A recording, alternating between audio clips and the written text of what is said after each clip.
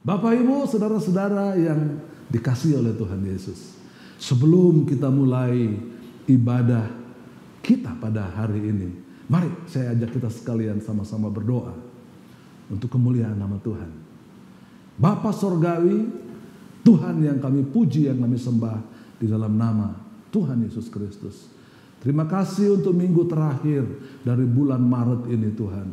Engkau memberkati pelayanan kami hari ini. Berkati setiap hamba-hambamu yang melayani. Berkati juga firman-Mu Tuhan. Agar supaya di rumah kami saat ini kami boleh terus beribadah. Kami terus memiliki iman yang teguh di dalam Kristus. Di tengah situasi yang sangat memprihatinkan bagi bangsa dan negara kami Indonesia. Terima kasih Bapak. Di dalam nama Tuhan Yesus, kami akan memulai ibadah kami pada hari ini. Haleluya. Amin. Shalom. Jemaat Gereja Bethel Indonesia, Pasir Koja, dan cabang-cabang yang ada di Kota Bandung. Minggu ini adalah tanggal 29 Maret 2020. Tema kita adalah etika hutang piutang.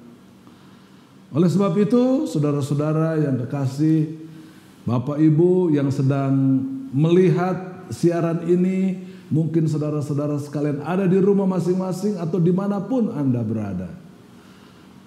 Pembacaan Alkitab pada minggu ini tentang etika hutang piutang terambil dari kitab 2 Raja-Raja pasal 4 ayat 1 sampai dengan ayat yang ke-7. Saudara-saudara boleh mengambil Alkitabnya dan kita membaca ayat ini secara bersama-sama. Supaya saudara boleh melihat dan boleh mengerti apa makna dari etika utang piutang tersebut. 2 Raja-Raja pasal 4 ayat 1 sampai dengan ayat yang ke-7 menyatakan seperti demikian. Pasal 4 ayat 1. Salah seorang dari istri-istri para nabi mengadukan halnya kepada Elisa sambil berseru, "Hambamu, suamiku sudah mati, dan engkau ini tahu bahwa hambamu itu takut akan Tuhan. Tetapi sekarang penagih hutang sudah datang untuk mengambil kedua orang anakku menjadi budaknya." Ayat yang kedua, jawab Elisa kepadanya, "Apakah yang dapat ku perbuat bagimu? Beritahukanlah kepadaku apa-apa yang kau punya di rumah." Berkatalah perempuan itu, "Hambamu ini tidak punya sesuatu apapun di rumah, kecuali sebuah buli-buli berisi minyak." Lalu berkatalah Elisa, "Pergilah, mintalah bejana-bejana dari luar, daripada segala tetanggamu, bejana-bejana kosong, tetapi jangan terlalu sedikit." Ayat yang keempat, kemudian masuklah, tutuplah pintu sesudah engkau dan anak-anakmu masuk. Lalu tuanglah minyak itu ke dalam segala bejana, mana yang penuh, angkatlah. Ayat yang kelima, pergilah perempuan itu daripadanya, ditutupnyalah pintu sesudah ia dan anak-anaknya masuk. Dan anak-anaknya mendekatkan bejana-bejana kepadanya. Ditutupnyalah pintu sesudah itu. Ia dan anak-anaknya masuk. Dan anak-anaknya mendekatkan bejana-bejana kepadanya.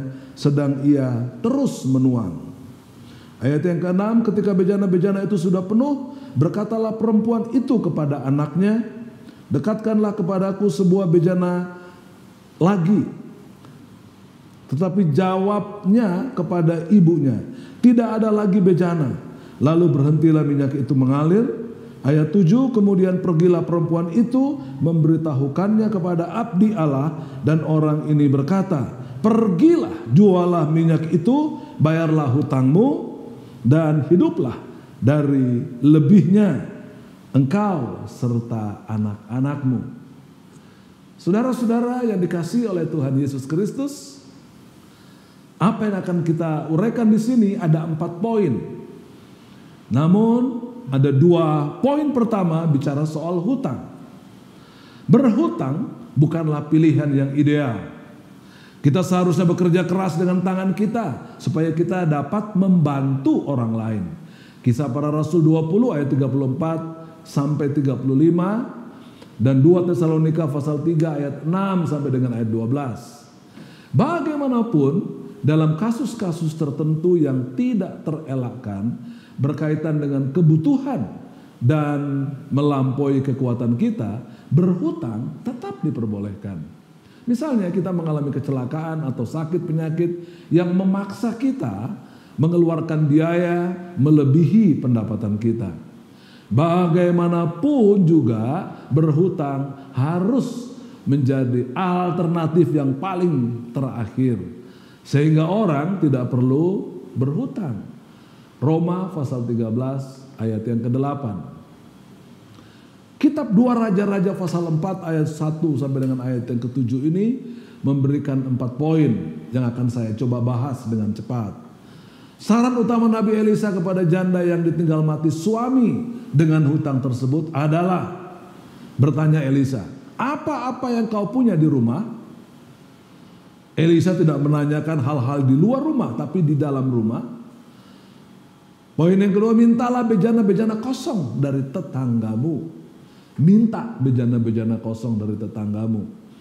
Yang ketiga, jualah minyak itu dan bayar hutangmu dan hiduplah dari lebihnya. Ada 2 kelompok utang. Poin 1 adalah hutang konsumtif. Hutang yang tidak memberi nilai tambah atau hanya untuk konsumsi belaka. Contohnya adalah pembelian handphone atau HP yang baru, padahal HP kita yang lama masih bisa digunakan. HP yang dibeli mahal secara kredit akan menyisakan utang dalam tempo yang telah ditetapkan atau ditentukan. Ini poin yang pertama. Poin yang kedua adalah hutang produktif.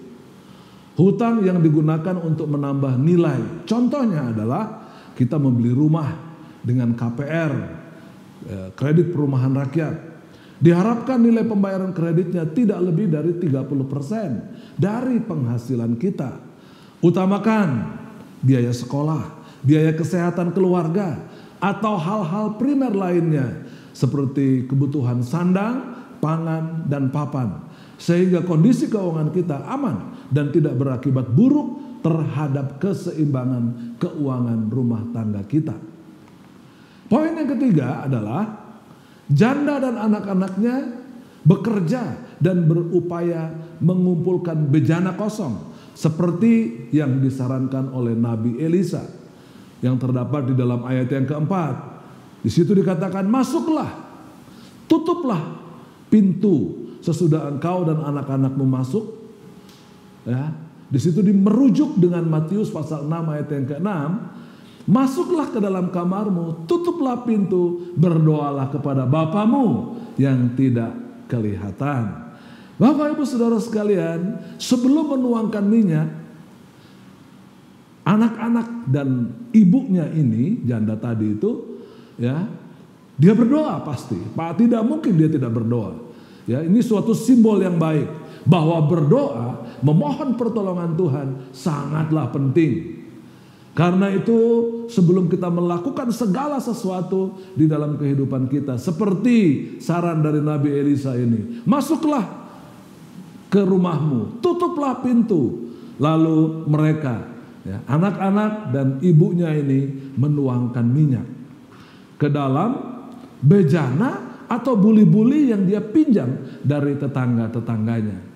Apa yang berikutnya, yang terakhir, yang nomor 4, dia harus membayar hutang. Setelah semuanya selesai, menuangkan minyak sampai minyak itu berhenti, ya, maka Nabi Elisa berkata kepada janda ini. Janda itu melaporkan bahwa semua bejana yang dia pinjam telah menjadi penuh. Mazmur 37 ayat 21 mengatakan, orang fasik meminjam dan tidak membayar kembali. Tetapi kalau orang benar adalah pengasih dan pemurah. Artinya apa Bapak Ibu Saudara sekalian? Apabila kita mempunyai utang, apabila kita memiliki tanggung jawab keuangan kepada pihak lain, seharusnya tidak ada alasan buat kita untuk tidak membayar kembali. Seperti yang tertulis di dalam Mazmur 37 ayat 21 tadi. Sedangkan di dalam Roma 13 ayat 8, Roma 13 ayat 8 sekali lagi menjelaskan, jangan kamu berhutang apa-apa kepada siapapun juga.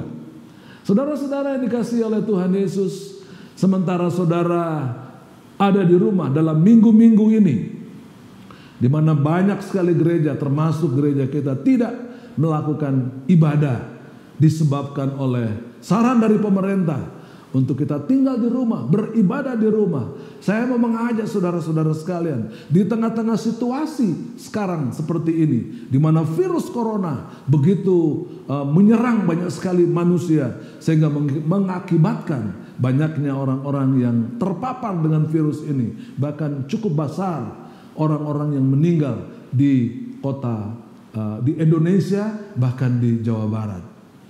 Kesimpulan yang bisa saya sampaikan adalah Alkitab tidak mendorong atau tidak menganjurkan anak-anak Tuhan untuk berhutang. Ini saudara mesti perhatikan dengan baik, ya. Sehingga hutang ini menjadi alternatif yang paling terakhir apabila kita mau berhutang. Justru kita harus memberi pinjaman karena keseimbangan keuangan kita yang positif. Mazmur 37 ayat yang ke-26.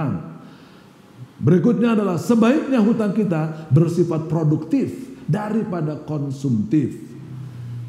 Tetapi apabila berhutang, sebaiknya tidak lebih dari 30% dari penghasilan yang kita punyai. Karena itu cukupkanlah dirimu, kata firman Tuhan, dari apa yang ada padamu, dan bayarlah hutang sebagai rasa tanggung jawab anak-anak Tuhan. Ibrani 13 ayat 5. Demikianlah firman Tuhan yang saya sampaikan untuk minggu terakhir dari bulan Maret ini. Sungguh-sungguhlah hidup di dalam Kristus. Apapun yang saudara akan lakukan, dimulai seperti Nabi Elisa katakan, berdoa, tutup pintu, kunci, dan masuklah di dalam rumahmu. Berdoa kepada Allah yang tidak kelihatan, maka Dia akan menolong saudara. Hati-hati dengan hutang piutang.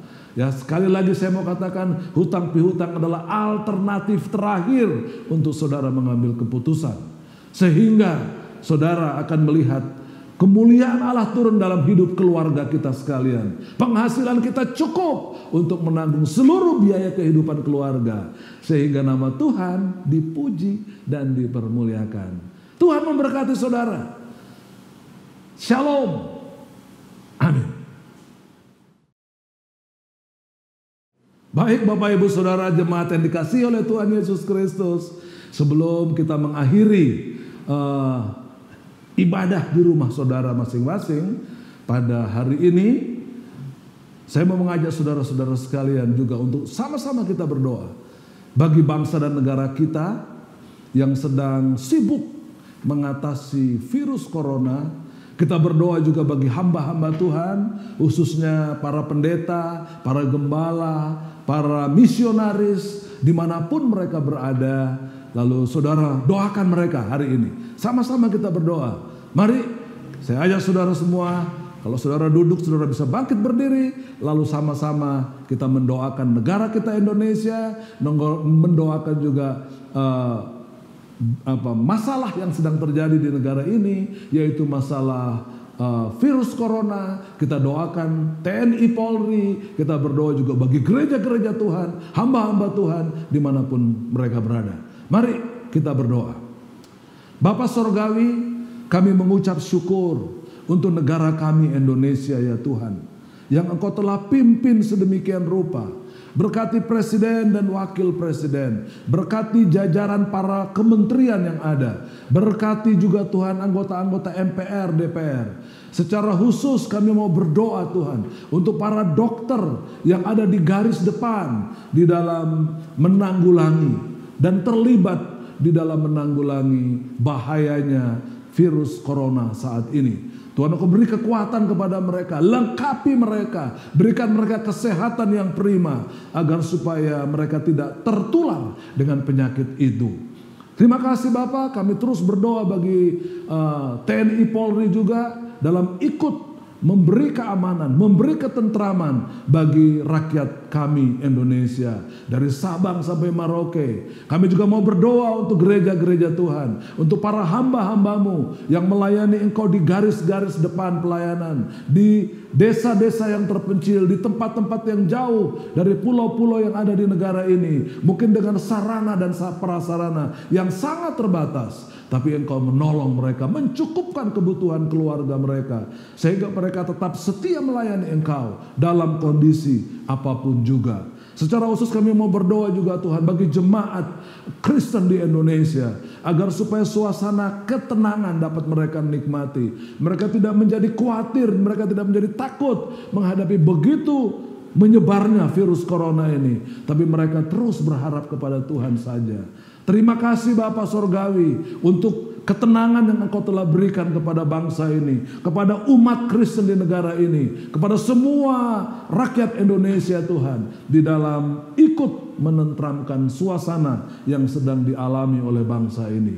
Terpujilah nama-Mu selama-lamanya. Berkati setiap orang yang hidup di dalam anugerah-Mu Tuhan. Sehingga mereka mampu menjadi saksi-Mu. Di tengah-tengah kesulitan ini, kami boleh tetap menyiarkan, menyampaikan berita keselamatan kepada siapapun yang kami temui. Agar supaya mereka boleh mengalami anugerah Tuhan. Keselamatan yang dari Engkau sendiri. Terpujilah nama-Mu selama-lamanya. Berkati seluruh jemaat kami Tuhan. Di rumah maupun di kantor-kantor, di sekolah-sekolah, dimanapun mereka berada Tuhan. Yang sakit Engkau beri kesembuhan, yang lemah Tuhan beri kekuatan, yang berduka cita Tuhan memberi penghiburan, yang membutuhkan pertolongan Tuhan, Engkau sendiri yang akan turun tangan, menolong mereka sekalian, dimanapun mereka berada. Berkati kersel-kersel yang ada, berkati teologi Mesias, berkati kelompok-kelompok PA, berkati seluruh komisi yang ada, agar supaya Tuhan dipermuliakan lewat segenap pelayanan kami.